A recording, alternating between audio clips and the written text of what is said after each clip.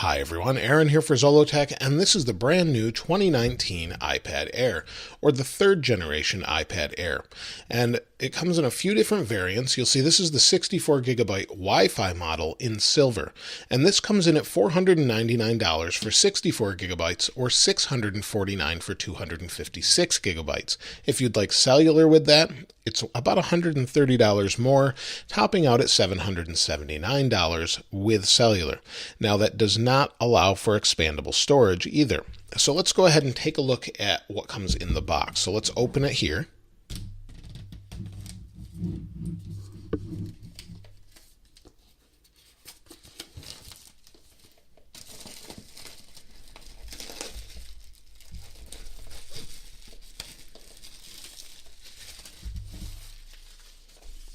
Let's open the box here. And here we have the iPad Air. And we'll talk more about the specs in just a moment, but let's see what comes in the box. So we have our lightning cable. This is USB to lightning. So no USB-C on this particular model. Here we have some documentation. Let's see what we've got here. So we have iPad Air. It's just got some information here. And we should have some stickers. You'll see there's stickers. These are actually smaller stickers, just like the iPad mini that I showed the other day. Now in here, we've got the iPad adapter. This is the 12-watt adapter, as you can see here. So that's pretty standard for this size iPad. Let's go ahead and put this away, and we'll take a closer look at the iPad Air. So let's go ahead and take the wrapper off here.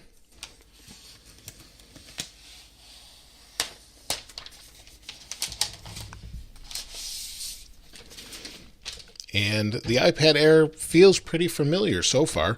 In fact, it's a nice silver color. It's got stainless steel on the back, and you'll see we have a camera here. And then on the front, we've got our display like you'd expect. It's a laminated display, so that means the display and the glass are glued together, and that will give you a really nice viewing experience, very similar to the iPad Pros.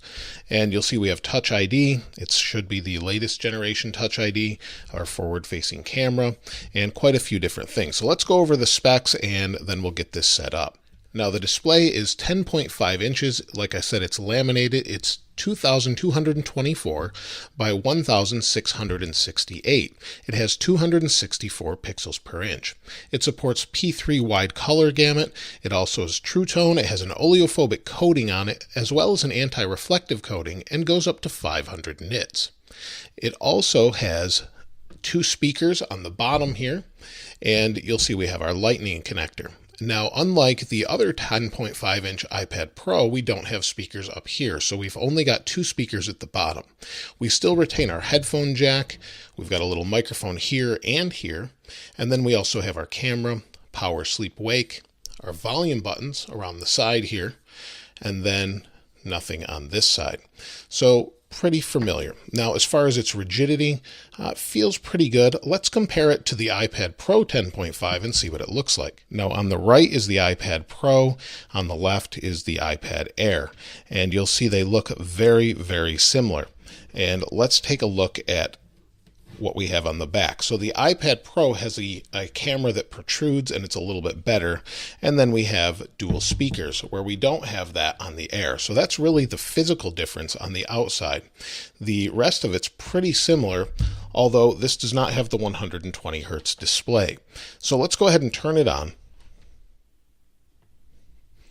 We'll get it set up, and then we'll take a little bit closer look at what we have inside. Now, while we're waiting for it to boot up, let's talk about the cameras quick. On the back, we have an 8-megapixel camera with a f2.4 aperture, and it only does 1080p video. The front also has a 7-megapixel camera, and it's an f2.2 aperture, and that also does 1080p. So no 4K, and it's basically the same cameras that you get in the new iPad mini. Now, let's go ahead and set this up. Says hello. I'll go through this pretty quickly. Let's go through some of the steps. We'll hit continue for data and privacy. It's already linked to my account. I'll set up Touch ID, and it should be the second generation, like I said. Get that set up. Continue. We'll just do it from different angles. and then we'll hit continue. Now we'll agree to the terms. We'll hit continue, enable location. You don't have to do that, but we'll continue. Set up Apple Pay later. And you'll see this is zipping right along here. We'll set all of this up later. We'll hit share with Apple, share with developers, hit continue, continue, and we should be just about to the home screen, and there we go. Now, before we take a little bit closer look at this is a smart cover from the iPad Pro. So if you have an iPad Pro, it looks like it will fit, and it turns it off and on. So you can get an iPad Pro smart cover for the 10.5 iPad Pro, and it should work just fine. You also have a smart connector on here that I didn't mention before, and you can use this with the iPad Pro keyboard. They sell the same keyboard if you order it for the Air or the Pro. It's the same thing, so you can use that keyboard. And you'll see that unlocked nice and quickly. We'll go ahead and hit not now, and you'll see that it stuttered just there for a moment, but that's typical when you're first setting everything up. It should be pretty good, but it takes a moment to really speed up. So you'll see this looks like it's already pre-installed with iOS 12.2. Let's take a look. So you can see there's iOS 12.2 already pre-installed on it. So that's pretty good. That means we have the latest of the OSs that's currently out to the public. And then let's see if we have any wallpapers. Since they did have a stock wallpaper on their website, I'll link that in the description, even if it's not here. So let's see. So under stills, we don't have anything new. Under dynamic, nothing as well. So there aren't any new wallpapers. We do have the new news app, but everything seems nice and fast, at least right now, and that's due to the new A12 Bionic processor with the M12 coprocessor. It has that neural engine as well. Now, one of the weird things that they did with the Mini and this one is this only supports the first generation Pencil, not the second generation. So if we want to use an Apple Pencil with it, we can, so that part's nice, but we have to do this weird charging pairing thing through the bottom of the iPad. So we can do that. We'll wait for it to pair. It will take just a moment to come up on the screen, and then we'll pair. We're good to go, and we should be able to use it. Well, if it didn't pair yet, we'll give it a moment, I guess. We should be able to use it. There we go. It just took a moment. And we should be able to use it for notes or whatever we'd like. We can scroll through everything. No problem.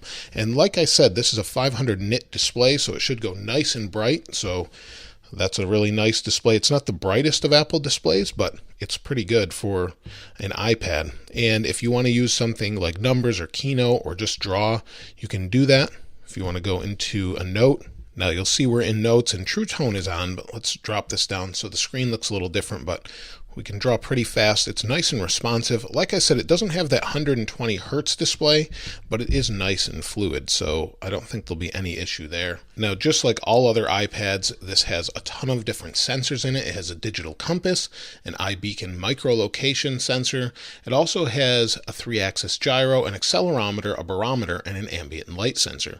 And also, if you get the cellular version, you have GPS and GLONASS on the cellular models to help locate it, so you can use GPS on the map. So that part's really nice, and it's a simple iPad, and I think it'll get the job done for most people, but unfortunately you don't have those stereo speakers. That's something I really enjoy in the latest iPad Pro devices. I just think that's a much nicer experience. But overall, it's an iPad, and it should do any task you want because it's got the latest chipset in it. So if you want to edit 4K video, you can go into iMovie and do just that.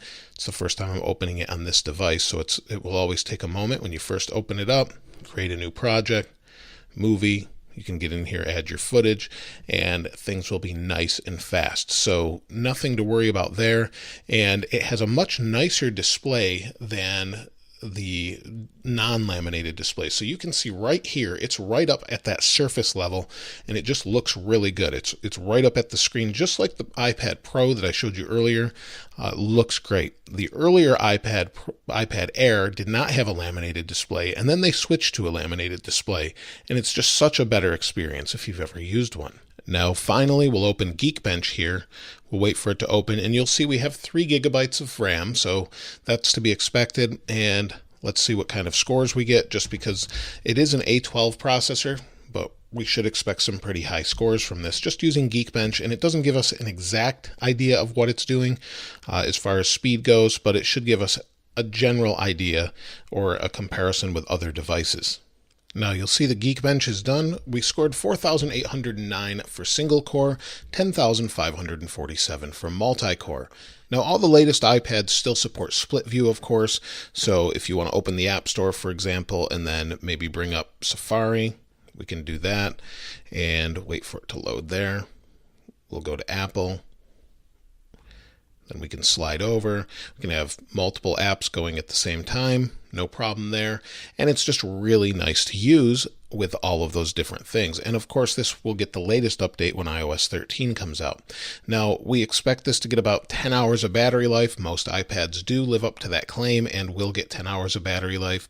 And then for your connectivity, this does have wireless A, B, G, N, and AC, and also Bluetooth 5.0. So it's got all of the latest wireless standards. Of course, it doesn't have Wi-Fi 6, but we haven't seen a ton of support for that just yet. I would expect that maybe next generation. So that's it for the iPad Air. Let me know what you think in the comments below. If you'd like to see a more full, in-depth review later on, let me know what you think. And if you haven't subscribed already, please subscribe. And if you enjoyed the video, please give it a like. If not, the other one's okay too. As always, thanks for watching. This is Aaron. I'll see you next time.